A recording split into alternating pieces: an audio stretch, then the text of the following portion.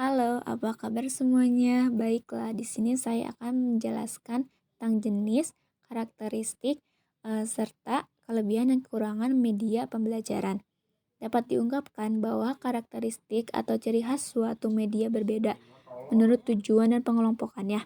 Nah, karakteristik media tersebut yang nantinya akan menjadi tolak ukur dalam pemilihan pengguna media sesuai dengan situasi dan kondisi dalam pembelajaran tertentu.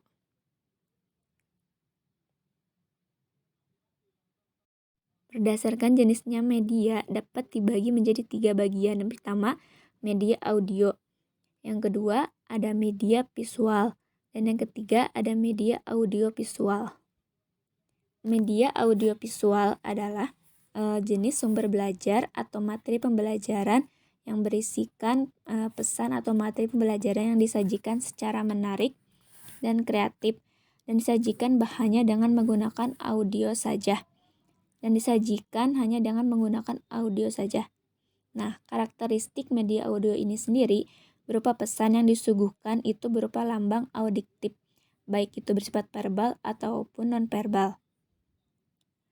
Contoh dari media audio ini yang pertama bisa radio, bisa di laboratorium bahasa, dan lain-lain. Kelebihan dari kaset recorder ini yang pertama memiliki fungsi ganda dan efektif untuk merekam menampilkan rekaman dan menghapusnya. Yang kedua, pita rekam dapat diputar secara berulang-ulang. Dan yang ketiga, rekaman dapat dihapus secara otomatis dan dapat digunakan sesuai jadwal yang ada. Yang keempat, program kaset memberikan efisiensi dalam pembelajaran bahasa. Adapun kekurangan media kaset recorder ini yang pertama, daya jangkauannya terbatas. Kedua, dari segi biaya penggadaan bila untuk sasaran yang banyak menjadi lebih mahal. Adapun kelebihan dari laboratorium bahasa. Yang pertama, untuk melatih siswa mendengar dan berbicara dalam bahasa asing dengan cara menyajikan materi pembelajaran. Kekurangan laboratorium bahasa ini yang pertama, penggadaan laboratorium bahasa cenderung memakan banyak biaya. Adapun kelebihan dari media audio ini yang pertama, dapat memusatkan perhatian kepada anak-anak. Yang kedua, harganya relatif lebih murah. Dan yang ketiga, sifatnya lebih mudah dipindahkan. Dan yang keempat, bisa mengatasi masalah waktu jika digunakan saat bersama-sama. Dan yang kelima, dapat meningkatkan imajinasi anak. Yang selanjutnya, kekurangan dari media audio ini yang pertama, sifat komunikasi satu arah. Biasanya siaran didesentralisasikan sehingga guru tidak dapat mengontrolnya. Guru menjadwalkan pelajaran dan siaran sering menimbulkan masalah.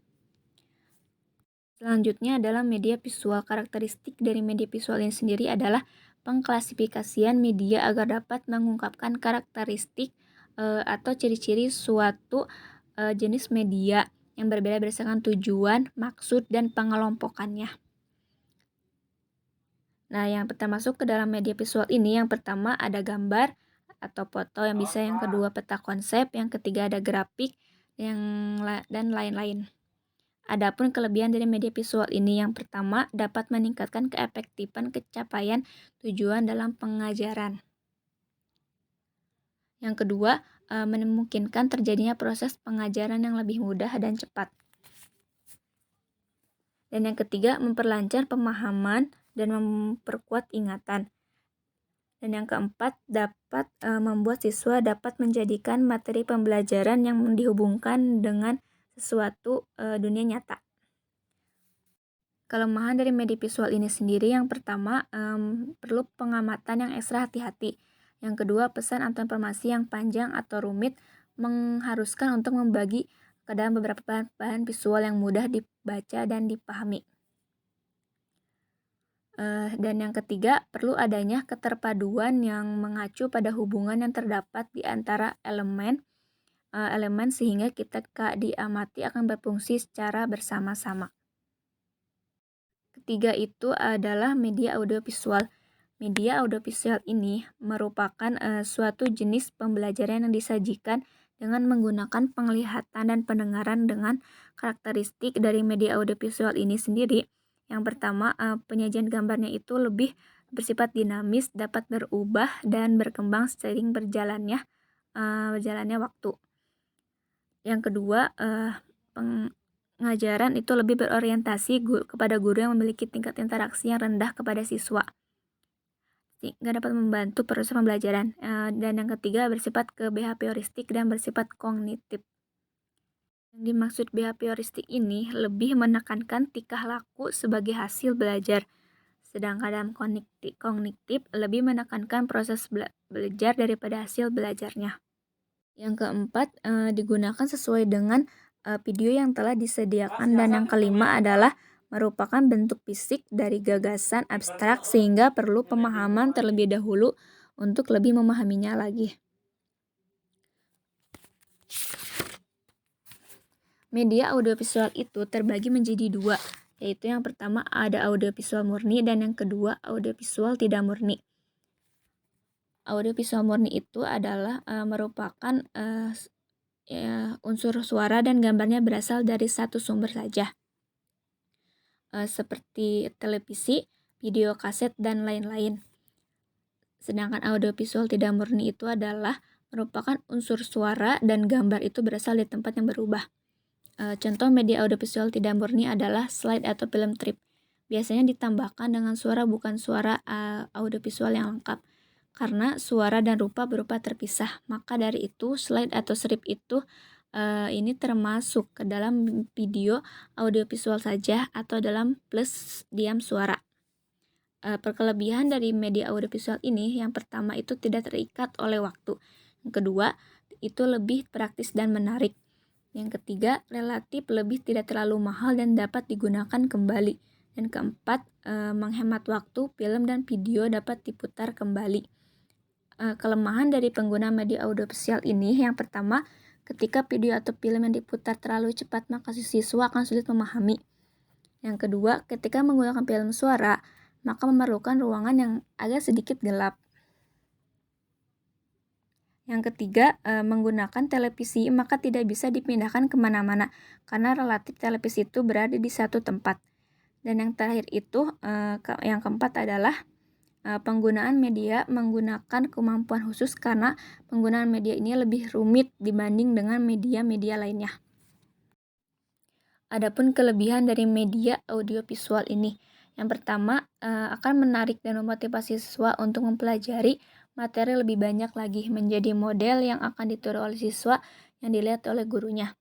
Yang kedua, menyiapkan variasi yang menarik dan perubahan tingkat kecepatan belajar mengenai suatu pokok bahasan atau suatu masalah. Yang ketiga, kemampuan media ini dianggap lebih baik dan menarik karena dua unsur media yaitu audio dan visual.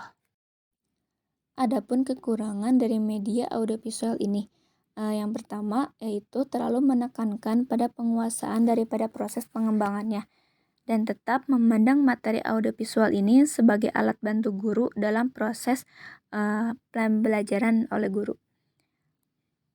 Adapun manfaat media pembelajaran, yang pertama, pembelajaran akan lebih menarik perhatian siswa sehingga dapat menumbuhkan motivasi ketika belajar. Yang kedua, bahan pengajaran akan lebih jelas maknanya sehingga dapat lebih dipahami oleh siswa dan memungkinkan para siswa dapat menguasai tujuan pengajaran lebih baik lagi.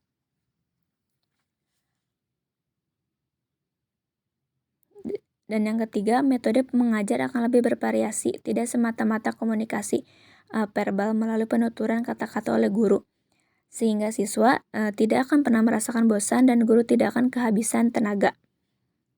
Dan yang keempat, siswa lebih banyak melakukan kegiatan pembelajaran, sebab tidak hanya mendengarkan uraian guru, tetapi juga aktivitas lain, seperti dalam mengamati suatu gambar, melakukan mendemonstrasi, dan lain-lain. Baiklah, itu saja yang dapat saya jelaskan tentang jenis-jenis, karakteristik, serta kelebihan dan kekurangan dari media pembelajaran. Semoga dapat bermanfaat. Saya Anissa Rahmadanti dari PGSD 3A, mohon pamit. Wassalamualaikum warahmatullahi wabarakatuh.